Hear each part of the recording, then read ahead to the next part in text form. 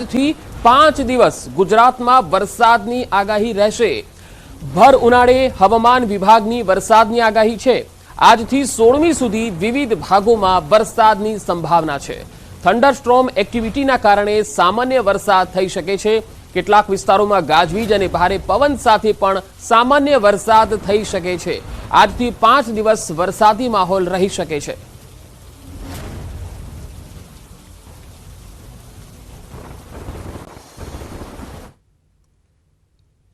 Day 3, day 4, day 5 में isolated places में light rain होने का पूर्वानुमान दिया गया और साथ में थंडरस्टॉर्म की भी वार्निंग दी गई है डे 3, डे 4, डे 5 में।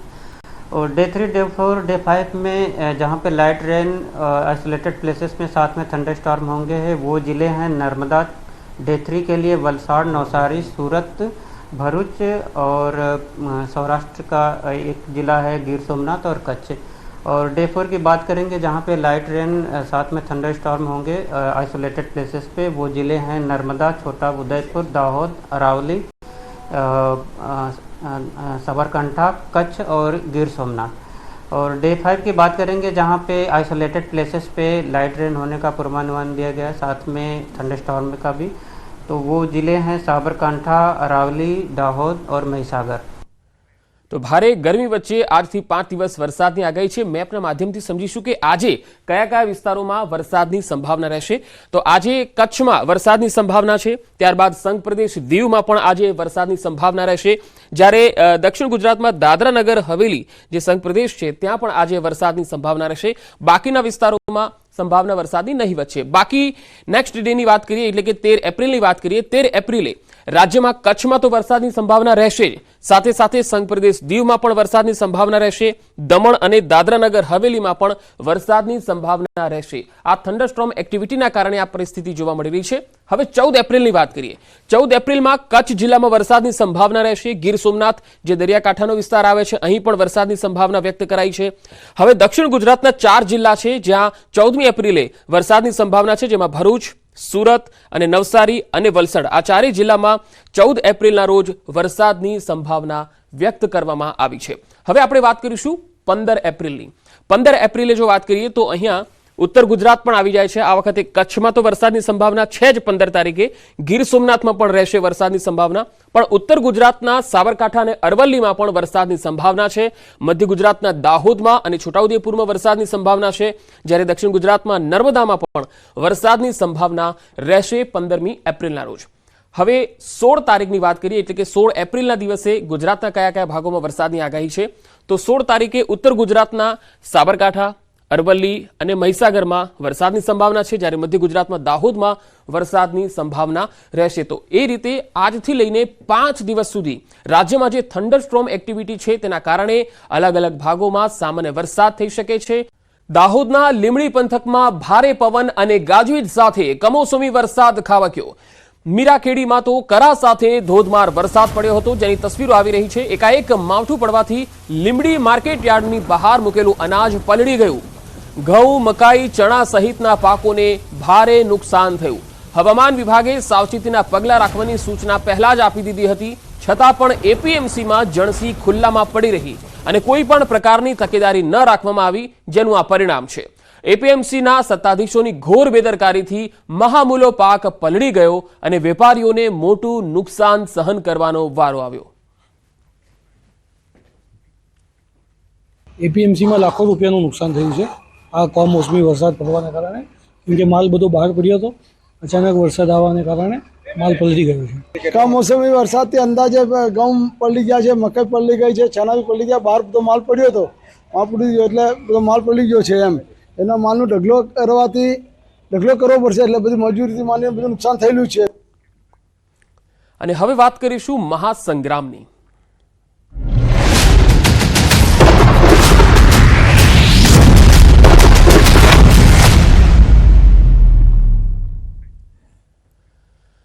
વિવાદ અંગે પહેલીવાર જાહેર મંચથી બોલ્યા પરસોત્તમ રૂપાલા। રૂપાલાએ કાર્યકર્તાઓને ચેતવ્યા છે। તેમણે કહ્યું કે મિત્રો, ધૈર્ય અને સંયમતાપૂર્વક કામ કરજો। વાતાવરણને ડહોળવાના પ્રયાસો થઈ રહ્યા છે। આપ સૌને હાથ જોડીને નમ્ર વિનંતી છે। મને આપ સૌ રાજકોટ મતદારો પર ભરોસો છે। फानूस बनकर जिसकी हिफाजत हवा करे वो समा क्या बुझे जिसको रोशन खुदा करे। आटली मोटी जनमेदनी वच्चे हूँ पण तमारो सुख दुखनो साथी बनवा आवेलो छुं। संसदमां मैं बहु जोई छे, लोकसभा राज्यसभा पण मैं जोई छे। पार्टीए आपेला कार्यक्रमने पार्टीए कार्यकर्ता तरीके हूँ आपनी वच्चे लईने आव्यो छुं। તેમણે એવું પણ કહ્યું રાજકોટમાં આ ગઈકાલે સાંજે જે સભા હતી, સંમેલન હતી, તેમાં તેમણે આ વાત કહી અને કાર્યકર્તા સંમેલનમાં ભાજપ ઉમેદવાર રૂપાલાએ આ વાત કરી હતી।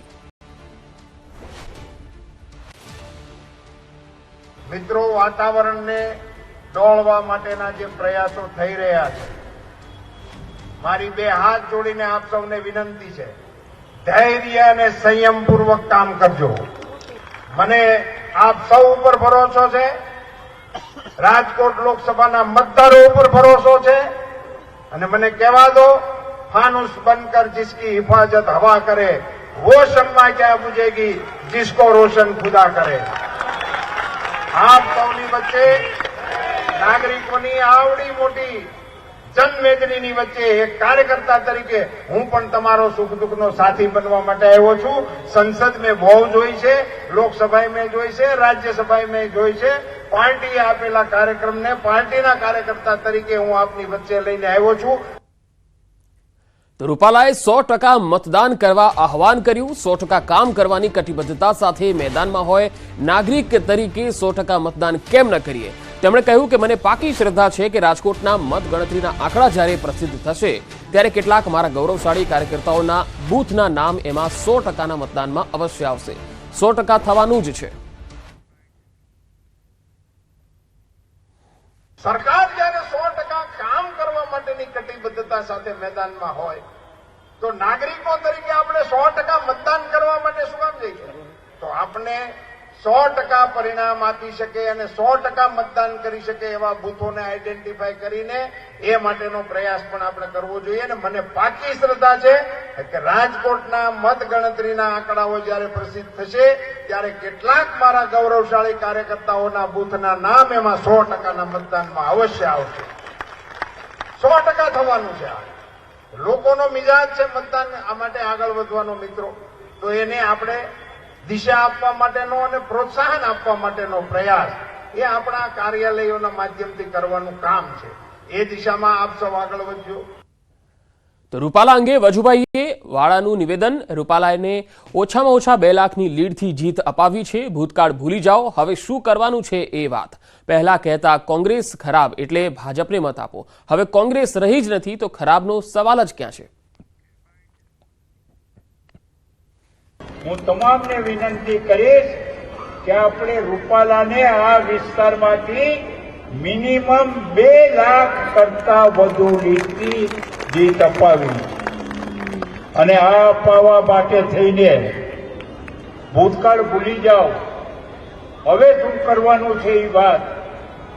પહેલા તો આપણે કહેતા કોંગ્રેસ ખરાબ છે એટલે હવે ભાજપને મત આપો, હવે કોંગ્રેસ રહી જ નથી તો અહીંયા ખરાબનો ક્યાં સવાલ છે। તો 16મીએ રાજકોટમાં રૂપાલા ફોર્મ ભરશે। આ પહેલા તેઓ રાજકોટમાં એક જનસભાને પણ સંબોધન કરવાના છે। 16 તારીખે સવારે 9 વાગે જાગનાથ મંદિરથી આપણી રેલી શરૂ થશે બહુમાળી ભવન સુધી। એટલે આપણા વાહનો કોટક કોલેજ, ધર્મેન્દ્ર કોલેજ અથવા રેસકોર્સના ગ્રાઉન્ડમાં મૂકીને જાગનાથ મંદિરથી માન્ય રૂપાલા સાહેબની આગેવાનીમાં, અન્ય મહાનુભાવોની આગેવાનીમાં આપણી રેલી પદયાત્રાના રૂપમાં જશે અને બહુમાળી ભવન પાસે આપણી સભા રહેશે। ત્યારબાદ સભા પૂર્ણ થાય પછી માન્ય રૂપાલા સાહેબ અને અન્ય આગેવાન મિત્રો ફોર્મ ભરવા જશે। ગુજરાતમાં ચૂંટણીનો જંગ જામ્યો છે। આજથી ફોર્મ ભરવાનું શરૂ થશે। આજથી ત્રીજા તબક્કાની ચૂંટણીમાં ઉમેદવારો ફોર્મ ભરવાનું શરૂ કરશે। ફોર્મ ભરવાની છેલ્લી તારીખ 19 એપ્રિલ છે અને 20 એપ્રિલે ફોર્મની ચકાસણી કરવામાં આવશે। 22મી એપ્રિલ ફોર્મ પરત ખેંચવાની અંતિમ તારીખ છે। ગુજરાતમાં 7મી મેના રોજ 26 બેઠકો પર મતદાન છે અને સાથે વિધાનસભાની પેટા ચૂંટણી માટે પણ મતદાન થવાનું છે। 4 જૂને મતગણતરી થશે અને પરિણામ પણ આવી જશે। ચૂંટણીના પડે પડના સમાચાર ન્યૂઝ 18 ગુજરાતી પર દિવસભર જોતા રહો। ન્યૂઝ 18 પર મહાસંગ્રામ।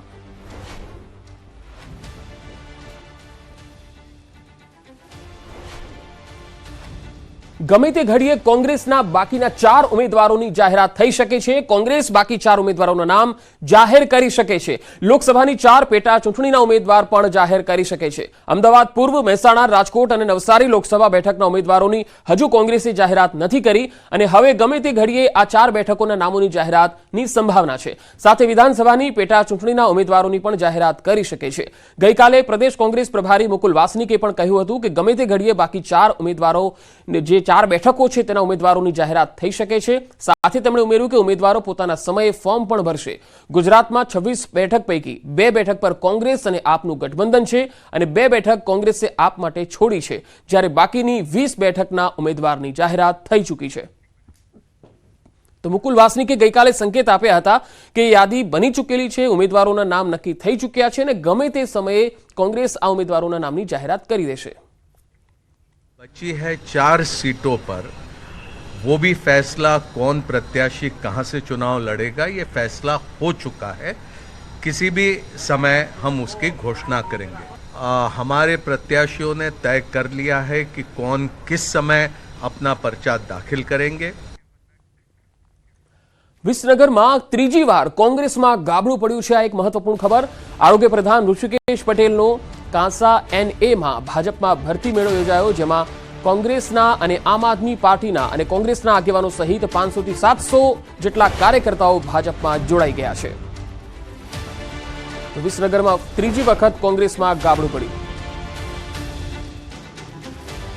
પશાભાઈ, કમલેશભાઈ, ભાઈ શ્રી પ્રશાંતભાઈ, ઇન્દ્રવદનભાઈ કેટલા મહત્વના કાર્યકર્તાઓ કે જેઓ પોતાના ગામમાંથી અને બીજા ગામોમાંથી પણ અનેક કાર્યકર્તાઓ, અત્યારે એક પણ ગામ એવું નહીં હોય કે જ્યાંથી 2 થી 5 ઓછામાં ઓછા કાર્યકર્તાના જોડાયા। 40 વર્ષથી આપણે જ્યારે એક ધારી કોંગ્રેસની બેઠી કરવાની મહેનત કરતા હોય અને પરિણામ લાયા હોય જિલ્લા પંચાયત, તાલુકા પંચાયતો, પણ એમને જો કરવું જ ના હોય, કોંગ્રેસ બેઠી જ ના કરવી હોય, એવા મળતિયાઓ જ્યારે સ્થાન જિલ્લામાં લઈ લે અને ટિકિટોનો વેપાર કરી નાખતા હોય બારોબાર, એટલે કોંગ્રેસ પગ ખરાબ નથી, પણ જે બેઠેલા હોદ્દા ઉપર હોય માણસો, એ માણસો આ રીતે વેપારો કરીને કોંગ્રેસને બેઠી કરવાનું આયોજન કરતા। જિલ્લા પ્રમુખો તમે પણ જોયું છે 2015માં 2020માં જિલ્લા પ્રમુખ કોણ હતા કોંગ્રેસના, એ જ મળતિયા આજે પણ એ લોકો ચાલુ જ રાખેલું છે। પાર્ટી જે પણ અમને કામ સોંપે તે અમે સંપૂર્ણ નિષ્ઠાથી નિભાવીશું અને વિકાસના જે પણ કાર્યોમાં કેટલા લોકો જોડાયા છે તમારી સાથે? આશરે 500 થી 700 લોકો અમારી સાથે ભારતીય જનતા પાર્ટીમાં આજે જોડાયા છે।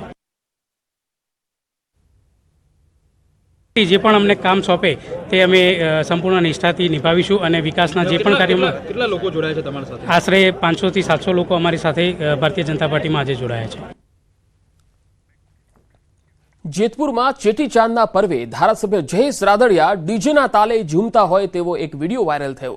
ચેટીચાંદના પર્વ ઉપર જેતપુરમાં નીકળેલ શોભાયાત્રામાં ધારાસભ્ય જયેશ રાદડિયા તેમજ સિંધી સમાજના નવયુવાનો સાથે ડીજેના તાલે ઝૂમી ઉઠ્યા હતા।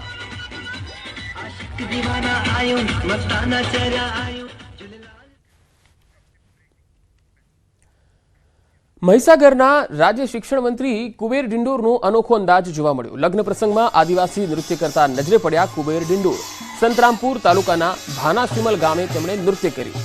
લગ્ન પ્રસંગમાં પહોંચેલા શિક્ષણ મંત્રીનો અનોખો અંદાજ દેખાયો। હાથમાં તલવાર લઈને પારંપરિક આદિવાસી નૃત્ય કરતા જોવા મળ્યા।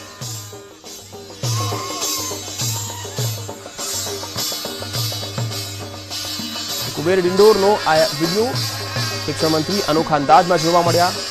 મહીસાગરના એક લગ્ન પ્રસંગમાં તેઓ નૃત્ય કરતા જોવા મળ્યા। આદિવાસી નૃત્ય કરતા જોવા મળ્યા શિક્ષણ મંત્રી કુબેર ડિંડોર।